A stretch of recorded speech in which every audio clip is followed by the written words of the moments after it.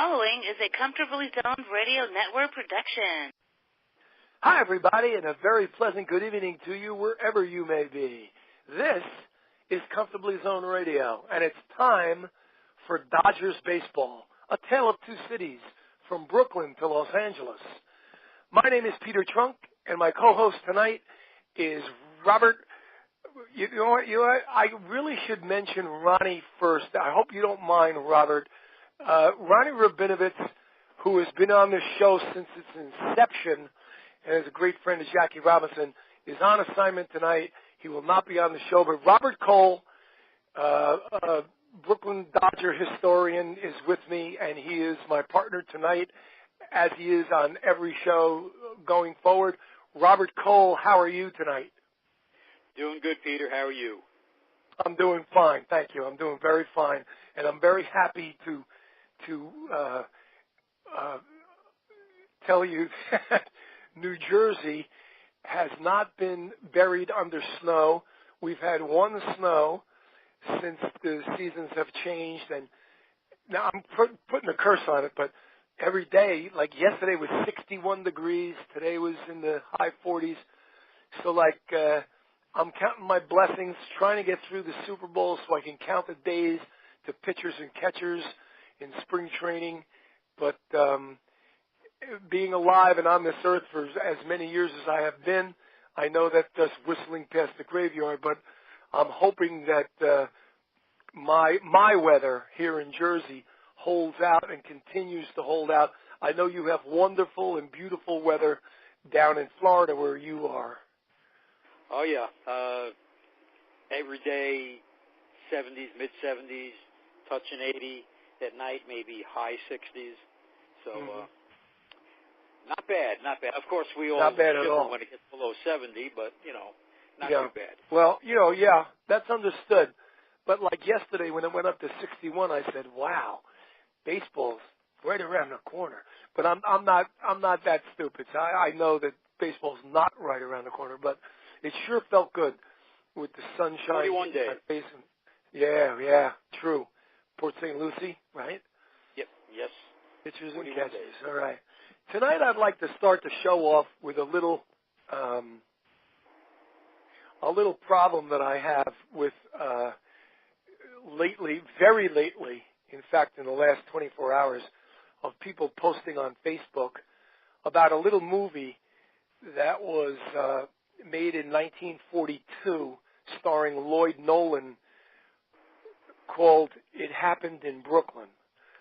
And a lot of people were praising the movie, how great it was, and how it's their favorite Dodger movie of all time, and this and that. And before we really get started and rolling here on the show, I'd just like to give my own opinion, which would be like an op-ed page here, if I may steal 3 or 4 minutes.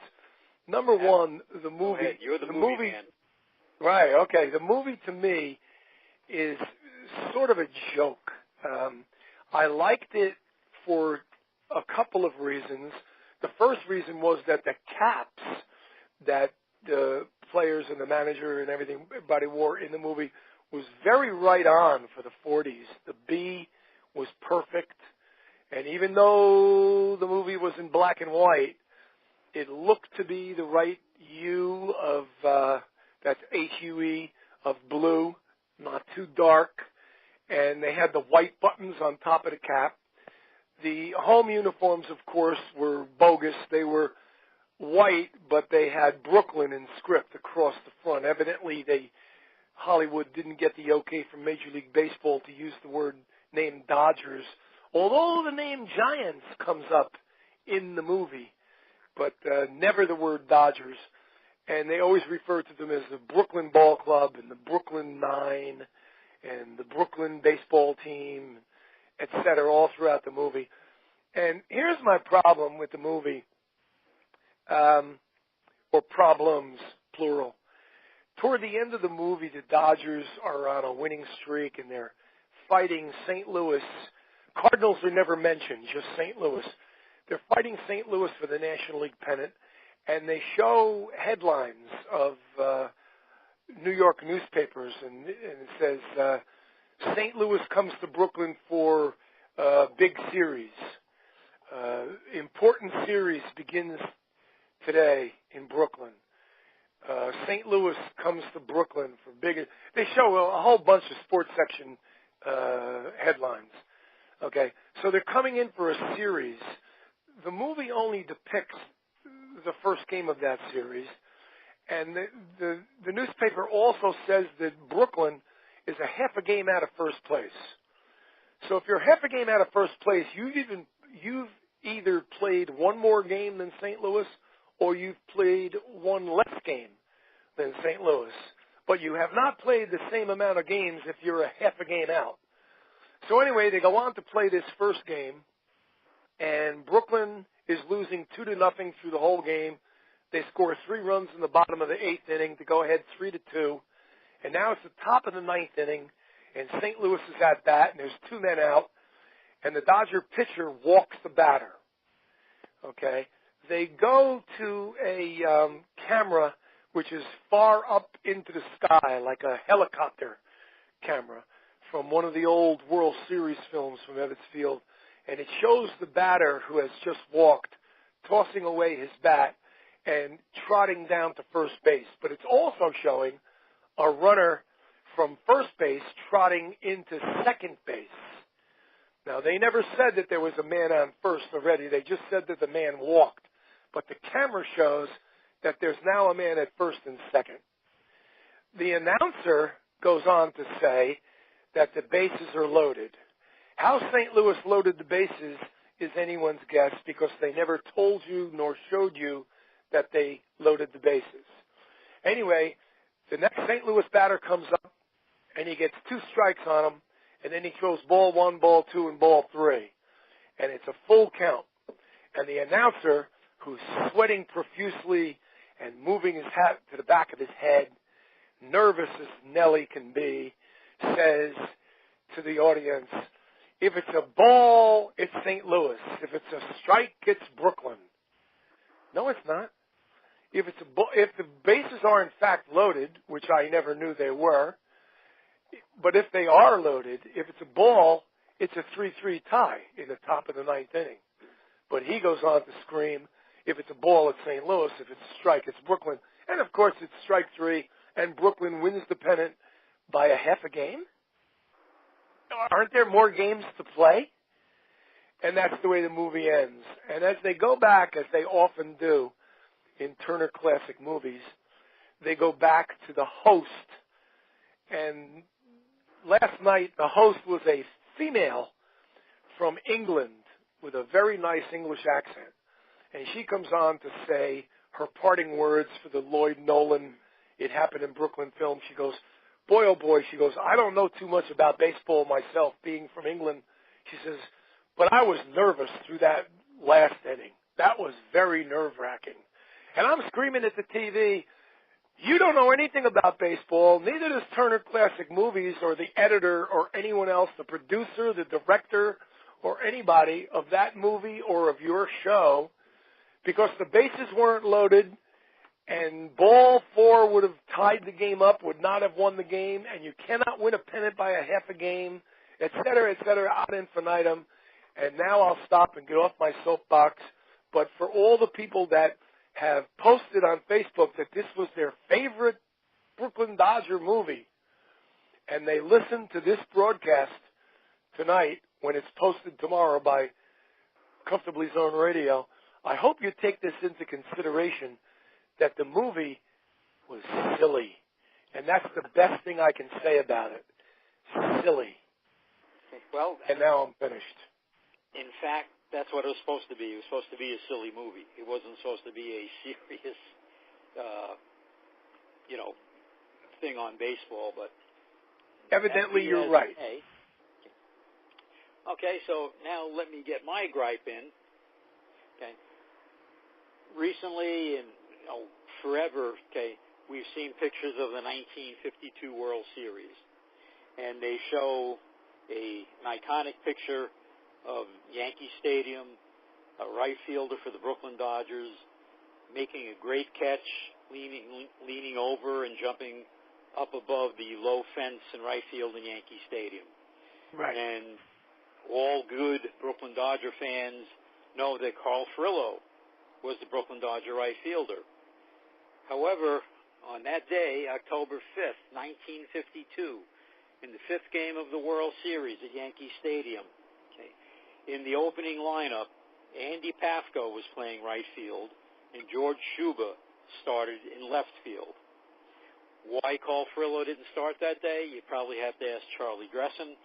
Shuba got up twice, before Furillo even got into the game. And in the second inning, I believe it was, when Gene Woodling hit a long fly ball to right field, and Andy Pafko made his leaping catch, that was Andy Pafko. Later in the game, Shuba was taken out.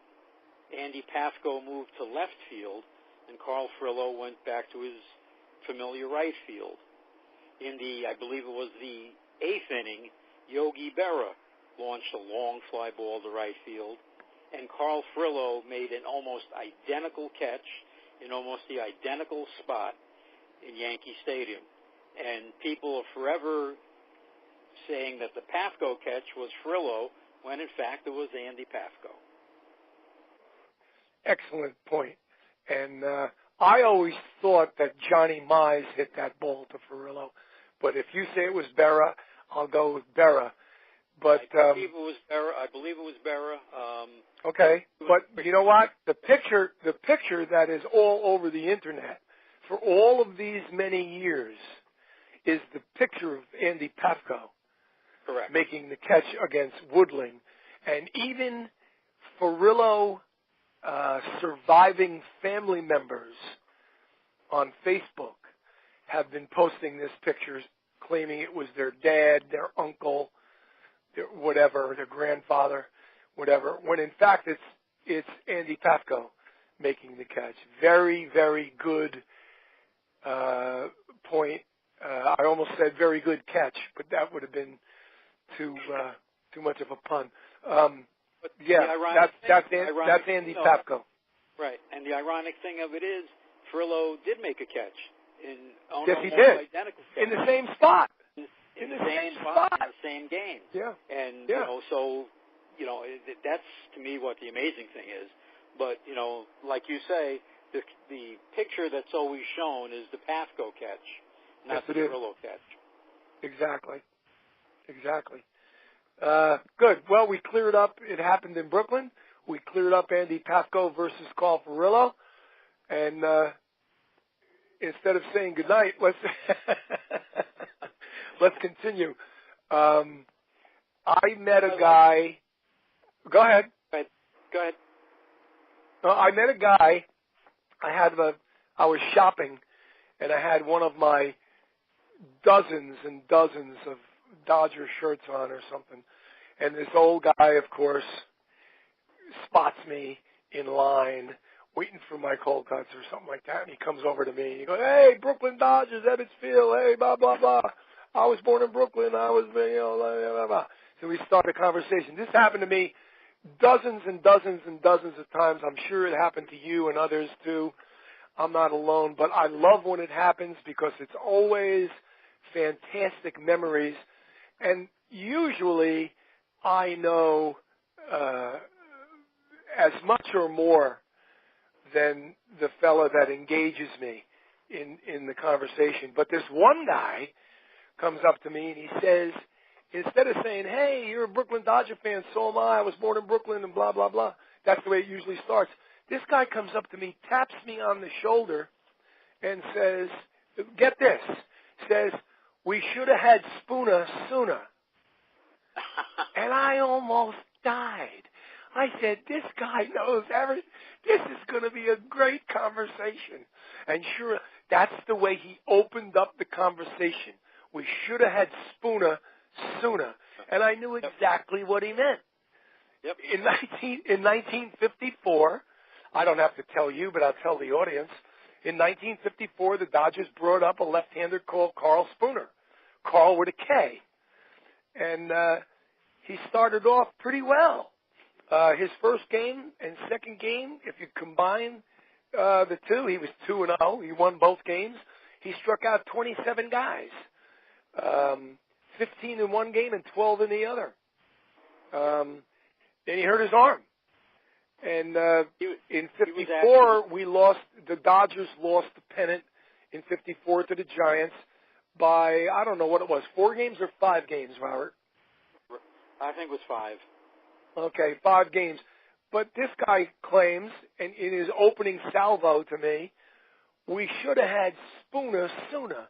And he claims that if they had brought up Karl Spooner earlier in 54, the Dodgers would have won in 52, 53, 54, 55, and 56. Now, we all know what happened at 51. If they had won just one more game under the genius of Charlie Dressen, and we all know what happened in 1950 when Snyder hits the single and the third base coach, Milt Stock, sends Cal Abrams into home plate and he's out by 20 feet, and the next guy hits a long fly that would have been a sacrifice fly. The Dodgers win in 49, 50, 51, 52, 53, 54, 55, 56. So, in 50, as you know, being a Jets fan and a Mets fan and a Brooklyn Dodger fan, it's all a matter of if, shoulda, woulda, coulda, almost, but not quite. Yep. And Spooner was actually Sandy Koufax before Sandy Koufax. Exactly. That's how electric. Exactly. He was like a Herb Score. Yep. And if you remember back in 55, Sandy Koufax's first win against the Cincinnati Reds was on a Saturday. I think he struck out 14 guys. Yeah. Okay. The very next day, Karl Spooner went out, and he threw a shutout, I believe, striking out something like 12 or 13 guys. And unfortunately, it was one of the very last games that Spooner pitched for the Dodgers, because after 1955, he never again appeared in the major leagues. Yeah, and he was a bust in the 55 series, too. Olsen tried to start him in that one game, and he was a total bust. Game 6. Yep. Yeah. What was I going to ask you?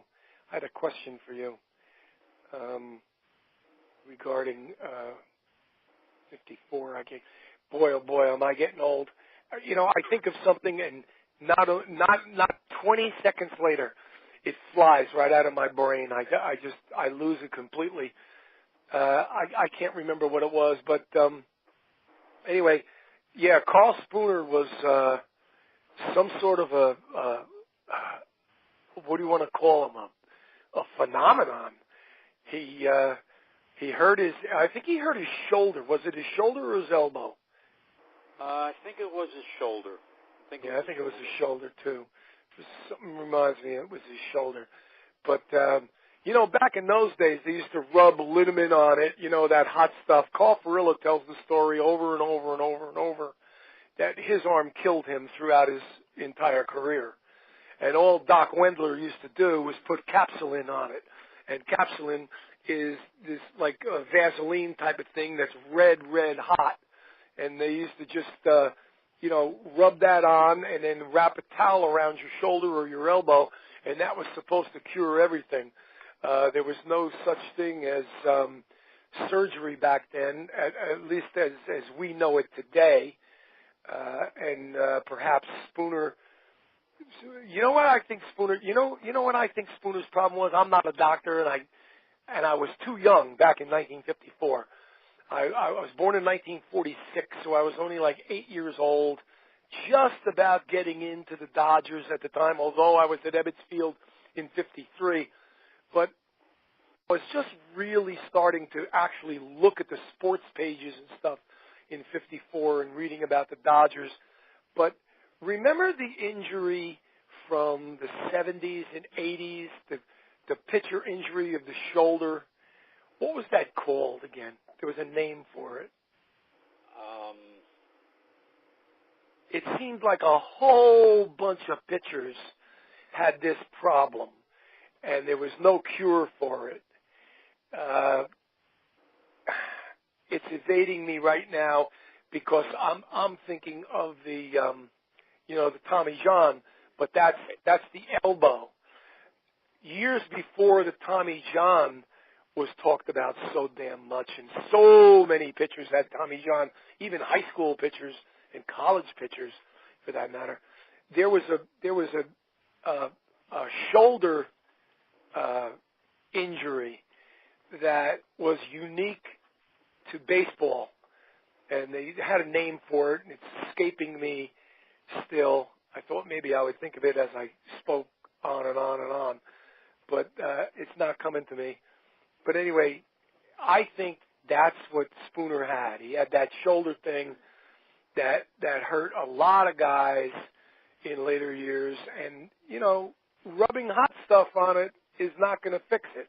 You got to actually cut it open and do some surgery on it, and then you might be able to fix it.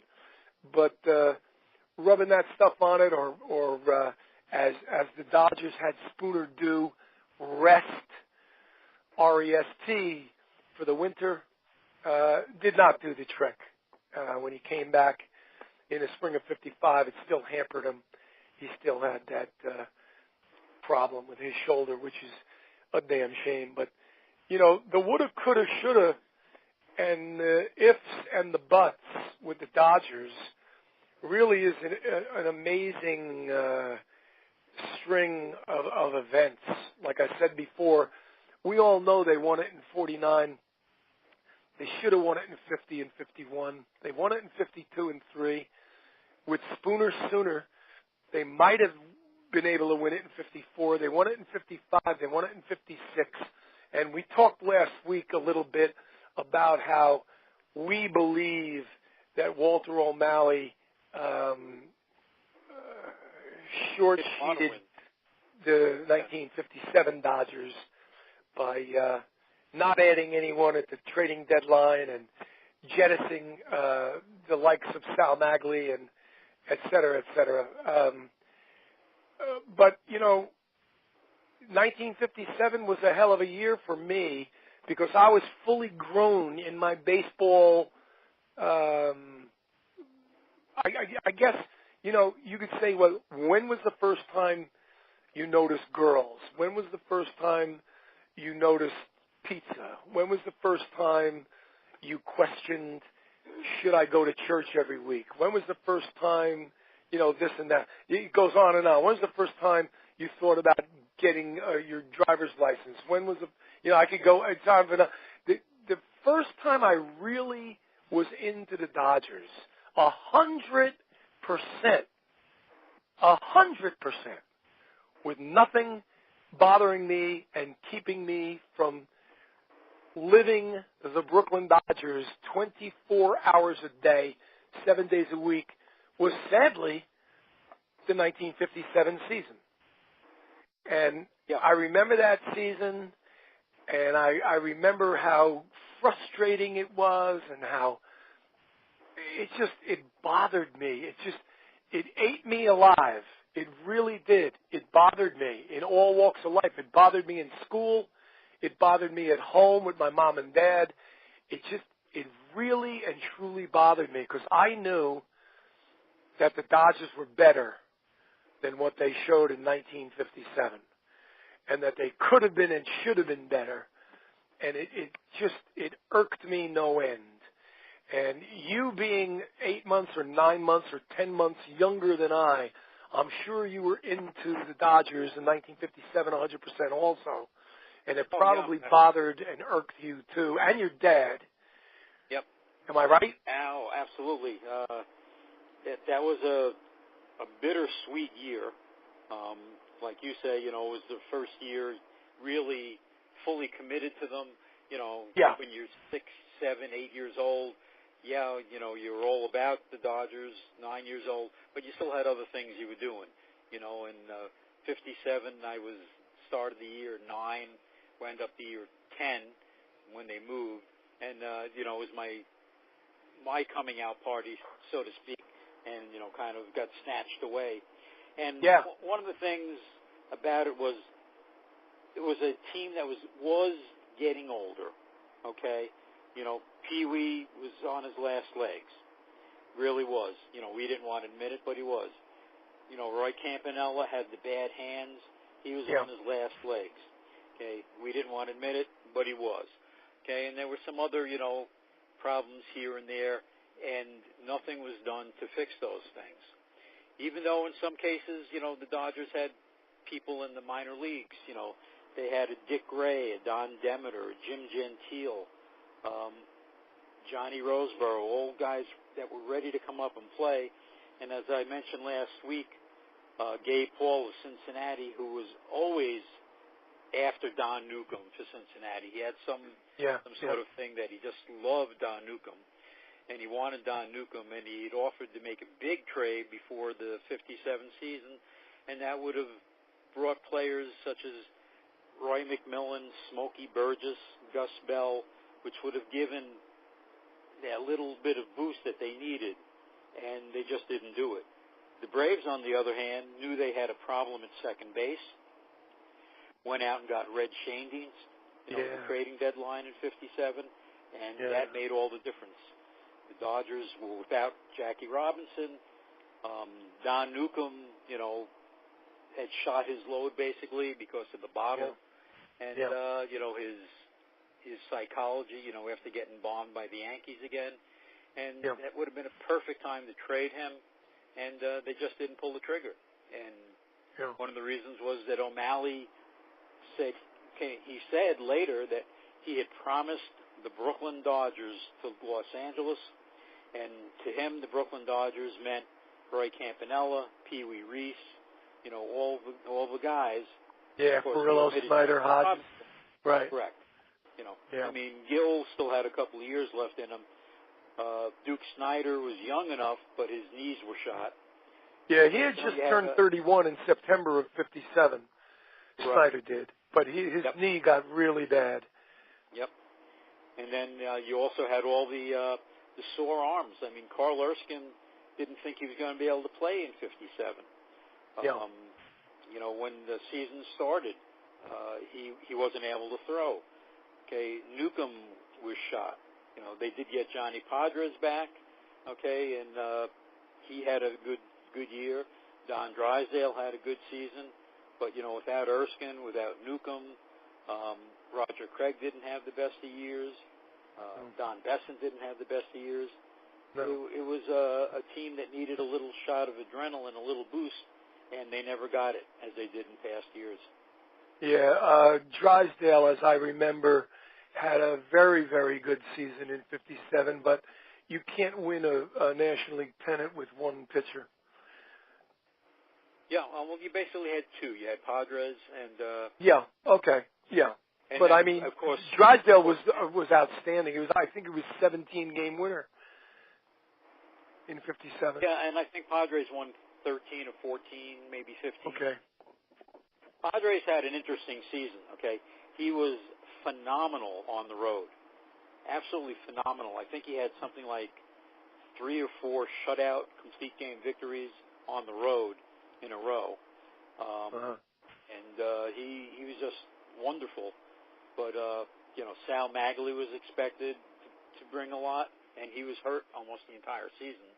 And when he was getting back his health, and it looked like he might help him, O'Malley had him traded or sold to the Yankees.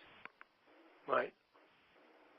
Yeah, that was very discouraging. And, I had in late August of that season, I had turned 11. But by my birthday, I still had hope that the Dodgers could win the pennant. But after my birthday, the Braves just seemed invincible. They just they couldn't be overtaken. Anyway, what can I tell you?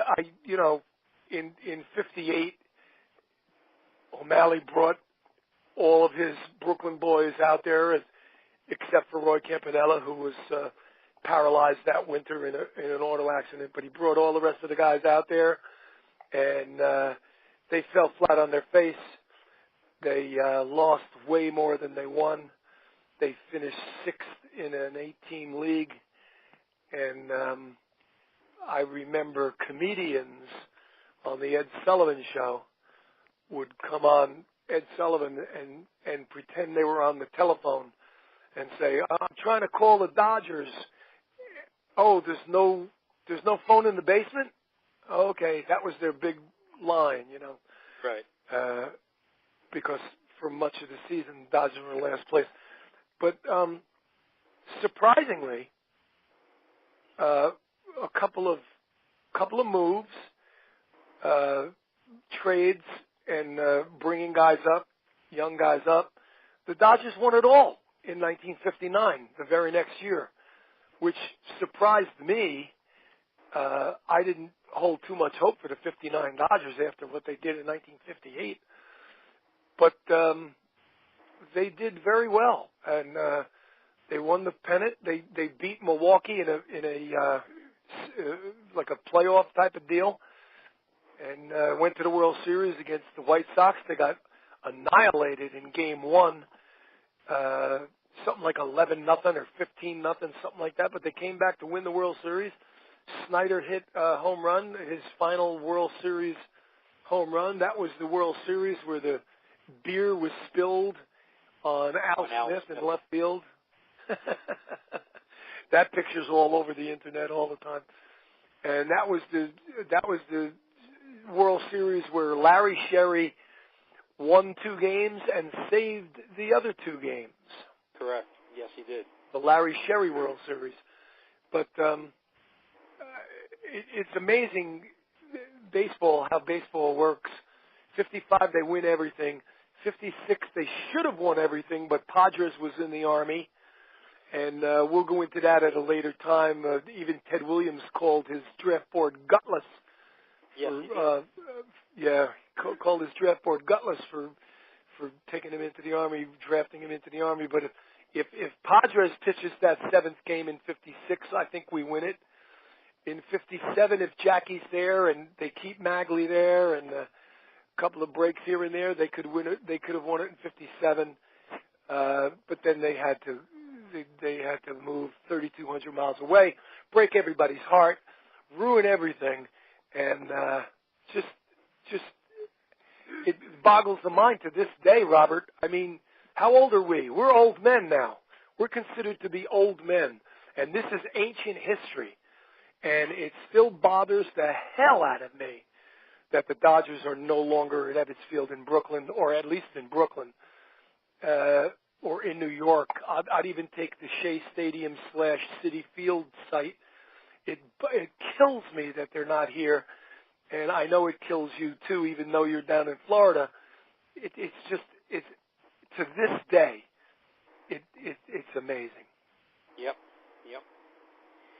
And everyone I run into, men, women alike, that want to discuss the Dodgers for 3 minutes, 2 minutes in a parking lot or in a drugstore or in a supermarket, one of the parting lines all the time is that damn O'Malley. He took our team away. And that's what they all say, every single one of them. Every single one of them. I saw last month in December that there is actually a YouTube video called Don't Blame O'Malley. That's the name of the YouTube video. Don't blame O'Malley for the Dodgers moving to California. I didn't even click on it. I didn't watch it. I don't know how long it is. I refuse to watch it, but there's actually a YouTube video out there with that on it. And all the work that old-timers like we try to do, there's still the revisionists. There's always going to be, I mean, I don't have to tell you. When you go to Brooklyn Dodger Memories, when you go to Nostalgia Society, when you go to the Boys of Summer, when you go to Tale of Two Cities, when you go to any of these sites and people start talking about O'Malley and stuff, there could be 100 comments. There's always one comment of someone who says, actually, it wasn't O'Malley's fault. It was all the fault of you know who. The revisionists. Well, and part of the problem was they moved. Okay, all right, fine. We dealt with that. Okay, then I'm still dealing with it. I'm still dealing with it. I know you are too, Robert. I know you are. Yes. But then the Boys of Summer book came out. Yes. The Boys of Summer book came out. It once again cast a bad light on O'Malley. And that's when the revisionists and the O'Malley family started to push back, and they started, doing all the stuff about Moses. Yes. Robert Moses. Well, Robert Moses couldn't defend himself because he was dead. Yeah. And there weren't too many people jumping out of their seats to defend Robert Moses, especially after the Robert Caro, book. Yes. Absolutely tore Moses apart. Right. And if you actually read the entire Caro book, which I've done twice, not all of it was tearing Moses apart. I mean, Moses did a lot of good things for the city of New York. Oh, sure. Yes, he changed, absolutely. Yes, he changed some things, but he did a lot of good things as well. But, but nobody was jumping out of their skin to defend Moses, and pretty much everything, was Moses. Yeah. In recent years now, there's been a little bit of a pushback. And actually, Moses has been shown that he was right in what he did. Okay? I mean, he was an arrogant man. He was a nasty man. Yeah. He was a bullheaded man. Okay? Yeah. But he didn't move the Dodgers. Right. All those things are true, and so is the last thing you said. 100% true. He was all of those things and more, but it was not his fault. He was not the main character. The main character is one Walter O'Malley. Always was, always will be. When I click on someone who says, oh, it was all Moses' fault, when I click on their name and go to their Facebook page and just, look at who they are and where they are and stuff like that, they're all like in their 30s and 40s. They have no clue. Correct. They have no clue whatsoever what they're talking about. The same thing with the authors that have written, in defense of O'Malley. Never went to Ebbsfield, never saw the Brooklyn Dodgers play. They've just bought into this whole thing, starting with the book, The Dodgers Move West. And oh, God. Oh, man. And that basically, was the start of the revisionist history. That was revisionist history, and it continues to some extent today, which royally pisses me off. And it's just amazing. I really wish, and I know he's written some really great things, but before he passes away, I wish that someone like Pete Hamill would write a short, little, concise story, nice article, or a really thin book on why it's 100% Walter O'Malley's fault that the Dodgers are no longer in New York. Yeah, well, and I know Pete Hamill could do it. Oh, he's done it to some extent in the past, but before he goes, he should really do another one. But the problem there is you get the younger writers who just say, well, Hamill and you and me, we're just bitter old men, and, once we're out of the way, the real truth will come out. And unfortunately, they may be right, because there's a lot more younger people that believe the Moses wrong and O'Malley right story. So I happen to agree with that. That's what makes me so angry / sad about the whole deal. Yeah, mad and sad, right? Exactly. That's it. You want to say anything else about our Brooklyn Dodgers before we call it a night, or what? Yeah, just something real quick that I'd like to start doing each week. I've seen some articles, not articles, but posts from people who love the Brooklyn Dodgers, but they say they really know nothing about the pre-1940 Brooklyn Dodgers. Okay. We all talk about, when McPhail got there and DeRocha got there and got there and stuff like that. And so one of the really top-notch players that kind of goes under the radar is Zack Wheat. Okay, Zack Wheat's in the Hall of Fame. he was considered the best fielding outfielder of his time. He was for that time a fairly large man. He was 5'10", 170 pounds, but he had size 5 feet, which caused him a lot of foot problems and a lot of injuries. But he still, to this day, leads the Dodger franchise all time in hits, doubles, triples, RBIs, and total bases. You know, that's amazing, and pretty phenomenal when you look back. That is an amazing. That's an amazing fact or set of facts. I want you to say that again. He leads all-time Dodgers, not just Brooklyn. All-time Dodgers in what now? Hits, doubles, triples, RBIs, and total bases. Amazing. Absolutely as amazing. A Dodger. Okay, remember, it's as a Dodger. He had 2,804 Absolutely amazing. hits. Yep. He had 2,804 hits. In the dead ball era, 131 home runs. Okay. Again, in the dead ball era, 1,210 RBIs, 464 doubles, and 171 triples, and a overall lifetime batting average of .317. Incredible. And was considered probably the imminent defensive outfielder of his time. Yep. There used to be a back in those days. People used now. Half of our listening audience are going to say, "What did he just say?" But there used to be a thing called flypaper, and your mother or your grandmother used to put out flypaper on the porch or whatever. When flies would land on it, they couldn't get off it. And there was a brand of flypaper. Don't ask me what the brand was. But in their commercial, it said something like, last summer, Zack Wheat caught 477 flies. So-and-so flypaper caught 2 million. That was their commercial. So Zack Wheat was considered to be a hell of an outfielder back then. And as you just attested to, a hell of a hitter, leading the all-time Dodgers in so many hitting categories. It's amazing that, you know, when people say, here are the top 50 Dodgers of all time, and people start naming them, all I do, before I read their list, I go to their Facebook page and see how old they are. Because if they're in their 20s or their 30s or even their 40s, they have no idea what they're talking about. Because right away, it's Steve Garvey is the best first baseman, Maury Wills is the best shortstop, Mike Scioscia is the best catcher or whatever. They have no clue, okay?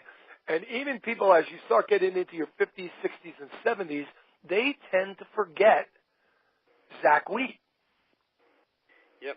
They'll say, you know, Snyder and Furillo, and then they'll start grasping, you know. They'll start thinking about Lou Johnson and Ron Fairley and Willie Davis and whatever.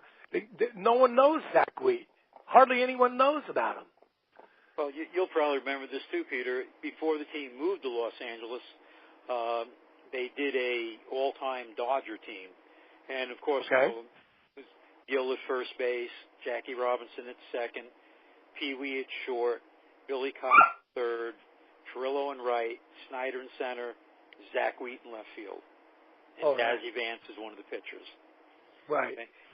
So, you know, even in the heyday of the 50s when, you know, everybody knew those 50 Dodgers, Zack Wheat was still on the all-time team. And he should probably still be on the all-time team. Yeah, but see, guys died. Fans have died since then, and they've been replaced by the Los Angeles fans in their 20s and 30s and 40s. They have no idea who Zack Wheat was. No, absolutely not. They just, you know, they don't know. And that's kind of sad, too. But, you know, what can I say? You know, I remember the day, and it's quite long ago. It's quite long ago now. I remember the day when I pointed out to my buddies that the Dodgers have now played more games, more seasons at Dodger Stadium than they did at Ebbets Field. Yep. And that was a long time ago. Yep. And they both looked at me like I was crazy. Yep. And I said, you can look it up. They were in Ebbets Field from 13 to 57. They were in Dodger Stadium since 1962 or whatever it was, 62.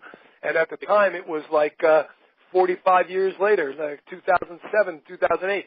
They were in Dodger Stadium longer than they were in Ebbets Field. And that, to me, is frightening at the time. Now I laugh it off, but at the time it was really scary.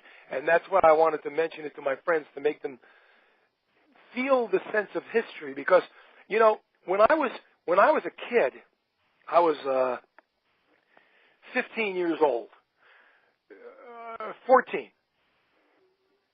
turning 15, the summer that Roger Maris hit 61 home runs. And I remember there were people in my neighborhood at the time, there were men in my neighborhood that used to pal around with my mom and dad that said that they remembered when Ruth hit 60.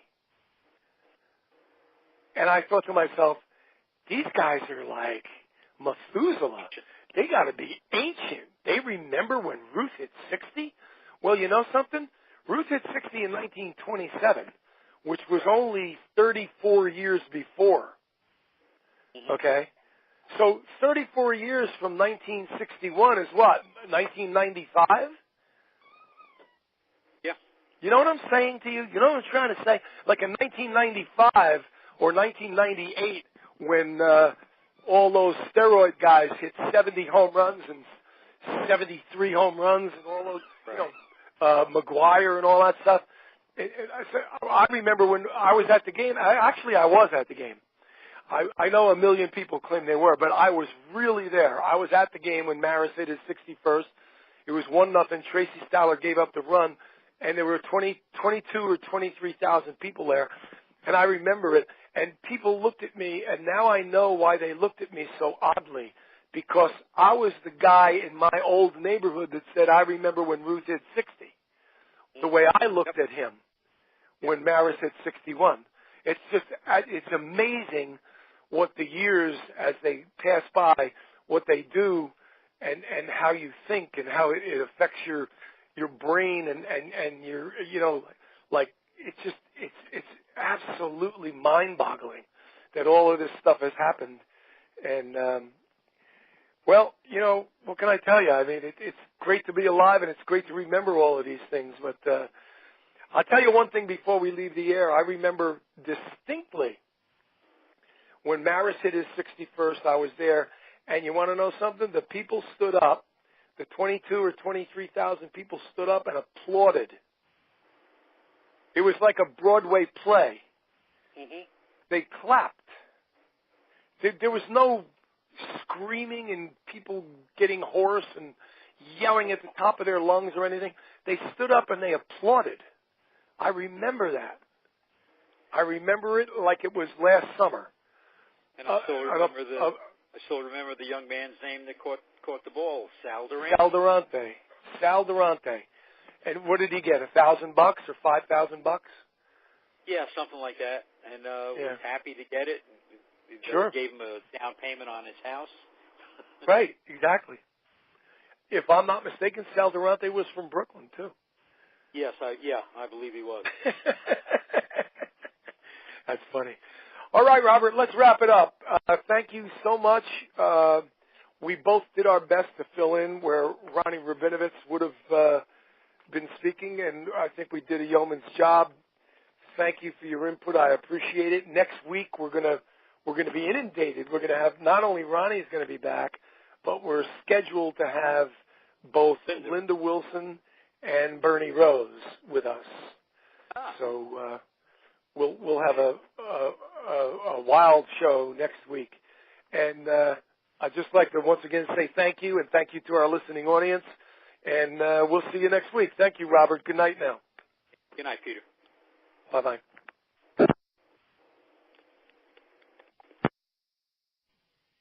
The proceeding was a Comfortably Zoned Radio Network production. Thank you for listening.